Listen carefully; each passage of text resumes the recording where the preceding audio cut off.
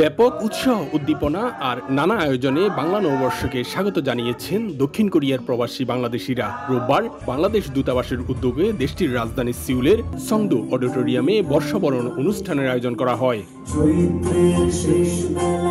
বর্ষবরণ উপলক্ষে আয়োজিত জাঁকজমকপূর্ণ সাংস্কৃতিক অনুষ্ঠানের প্রধান আকর্ষণ ছিল নাচ, গান, নৃত্য প্রদর্শনীর মাধ্যমে বর্ষবরণ অনুষ্ঠানকে আরও উপভোগ্য করে তোলেন বাংলাদেশ থেকে আসা কয়েকজন নৃত্যশিল্পী।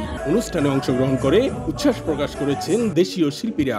বর্ণিল আয়োজন, বিপুল পরিমাণ বাঙালি কোরিয়াতে দেখে ভীষণ আনন্দ হচ্ছে। প্রবাসে এসেও এখানে একটা বাংলাদেশের একটা ফিল পাচ্ছি। প্রচুর বাঙালি এখানে থাকে, তারা এসেছে, মঙ্গল শোভাযাত্রা করেছে। বাংলা বর্ষবরণের এমন আয়োজনে প্রবাসীদের উপস্থিতি ছিল চোখে পড়ার মতো। বাঁশি আর ডাকের তালে নাচে গানে মাতেন বাংলাদেশিরা। বড়দের পাশাপাশি শিশু কিশোরদের অংশগ্রহণও মুগ্ধ করে সবাইকে।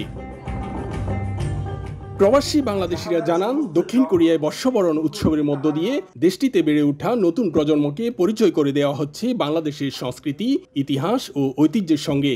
দূর দূরান্ত থেকে বাংলাদেশিরা খুব উৎফুল্লভাবে এখানে হাজির হয়েছে এবং বিভিন্ন সংগঠনের লোক, সামাজিক সংগঠনের লোক, তাদের নেতা নেত্রীরা, কর্মীরা সবাই একসাথে উৎফুল্লভাবে এসেছে। এখানে অনুষ্ঠানের মাধ্যমে দেশের কালচার ওরা দেখতে পারে, আর দেশের থেকেও বিভিন্ন নৃত্যশিল্পী, গায়ক নিয়ে আসা হয়, যার ফলে আমরা দেশের অনুষ্ঠানগুলো উপভোগ করতে পারি। অনেক মানুষের সাথে একসাথে বাংলাদেশের মতোই অনুভব হচ্ছে, অনেক ভালো লাগতেছে। প্রবাসী থেকেও নতুন প্রজন্মের মধ্যে বাংলার এই প্রাণী উৎসবে অংশগ্রহণ করতে পেরে উচ্ছ্বাস প্রকাশ করেন প্রবাসীরা।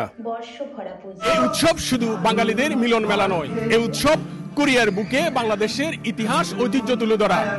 গেল বছর প্রত্যাশা প্রাপ্তির হিসেব নিকেশ নতুন বছরের পরিকল্পনাকে আরো উজ্জীবিত করবে বলে মনে করেন কোরিয়াস্থ প্রবাসী বাংলাদেশিরা। দক্ষিণ কোরিয়া থেকে মোহাম্মদ হানিফ, সময় সংবাদ।